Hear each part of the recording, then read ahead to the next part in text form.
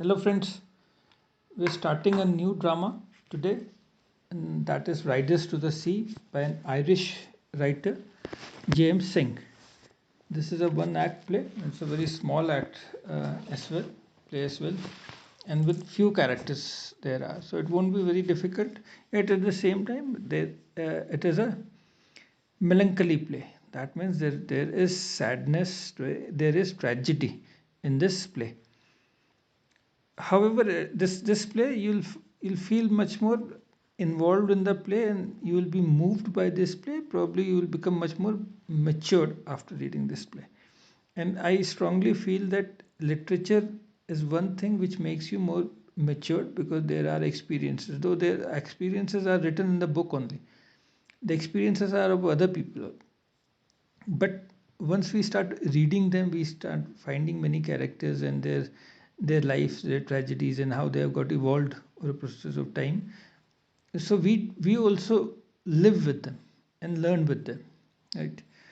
So this is a story written by James Singh, and he was asked by W.B. Yeats when he lived in Paris and met him in Paris, that instead of being in Paris and spoiling your life here, you go back to Ireland and go on the west side of Ireland, away from the coast, 30 miles from the coast, are a group of islands collectively known as Aran Island. Okay, so go there, live there, share the experiences and learn the experiences of the people of that community who lives there. That is a rural community, semi peasants and semi fishermen, and live there. And then you will have those material with which you can write. So the writer James Singh, he went there, spent a considerable time there, visited the island 3 times, and the result was this drama, The Riders to the Sea, and he wrote a non-fictional work, The Aran Island, as well. One thing that we need to know is that nature plays a very important role in the life of the people of this island, the Aran Island. This Aran Island people are a rural community. They are semi-peasants and they are semi-fishermen. Like every rural community, the village community that is dependent on nature providing them sustenance, nature providing them with life. The same way, the Aran Island community also depends on nature, and nature is represented in the form of sea. Now, just to give an example, the Ganga River, those who are living on banks of or close to Ganga River is is a source of life for them, for their own drinking, for the more importantly for the fields and the crops that are grown. However, the same Ganga River can be very destructive also, as when flood comes, the life of the people is destroyed, their properties are destroyed, and so on and so forth. So, on the one hand, Ganga River, representing nature, can be a source of life. It is a source of death as well. Here in this, the Riders to the sea is a source of life for them, because people who are fishermen, they go into the sea, they catch fishes, whatever they produce, because they are peasants also. They cross the river, they cross the sea, goes 30 mile. On the west side of Ireland is a town, Galway, and in that Galway they sell their produce, whatever they have produced, and buy the necessary items. So trading takes place in that town, Galway, which is on the mainland, coastal mainland of Ireland. So they have to cross the sea. In this way, sea is a life giver to them. But at the same time, sea can be also very unruly. There can be cyclones, there are waves, and there are dangerous waves, and that causes death and destruction also to the people of this island. So many of the youths who venture out into the sea, they never return. This is the theme. Sea plays an important role. So sea plays an important role. She, when it is cruel, acts like a villain. However, it provides sustenance as well to them. The other thing that you need to keep in your mind is that the dominating religion in Ireland is Catholic religion, and we will see Catholic religion in this drama as well, and there are references to it. So people will be talking about Catholic religion, and it will play a part in their life. However, there are references to pagan beliefs and folk culture and folk tradition as well. Now, this being a rural society, and it is very common in a rural society, particularly in a period 120 years back where the communication was not so strong, that people will maintain and have their own traditions which are being followed from generations to generation.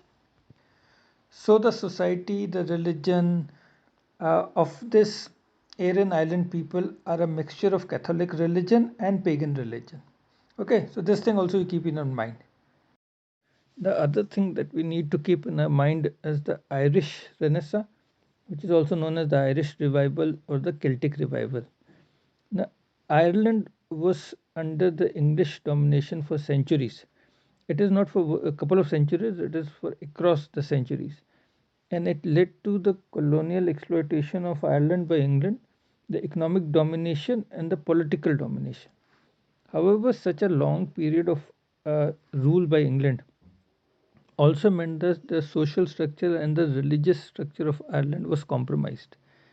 Whereas Ireland is a Catholic country, England is and was a Protestant country. So the areas of Ireland that were closer to England, the northern part especially, became more Protestant in its character, whereas the people of the southern part remained more Catholic. And that led to a social division of Ireland, which produced the Civil War as well. The English domination of England and this social division, sectarian division between the Protestant and the Catholics, meant the rise of nationalistic feeling among the Irish people. Whereas in political field, this led to the demand of home rule and the Easter uprising of 1916. In the field of art, it represented the indigenous literature, indigenous painting, and indigenous theatre. Now, the literature which we are more concerned with represented everything that Irish belong and everything that England did not belong. So, whereas England was more industrial, more urban, more cosmopolitan, Ireland was more rural in nature. People were ordinary people. They were peasants. They were fishermen. As in the play of JM Synge's The Riders to the Sea that we are doing, the language and the dialect was more local dialect. The economic life was more simple. The community based life, the traditional life of the people were represented. So, this is what Irish literature was all about. The two most important characters that are associated with this Celtic revival or the Irish revival are Lady Gregory and W.B. Yeats, the famous poet. Together in 1903, they founded the Irish National Theatre Society. It was located in the Abbey Street in Dublin, and from this street, it got the name, the Abbey Theatre. This theatre had three directors: W.B. Yeats, William Butler Yeats, Lady Gregory, and J.M. Synge. J.M. Synge's play Riders to the Sea was the main staple of this theatre. That means it was played again and again. This is the only play of J.M. Synge which was not accompanied with violence. Every other play of J.M. Synge, including his most famous play, The Playboy of the Western World, was accompanied with violence. Right, so we have completed the introduction of our play. In the next video we will be doing the characters of the play, and then we will be going line by line. Okay, thank you.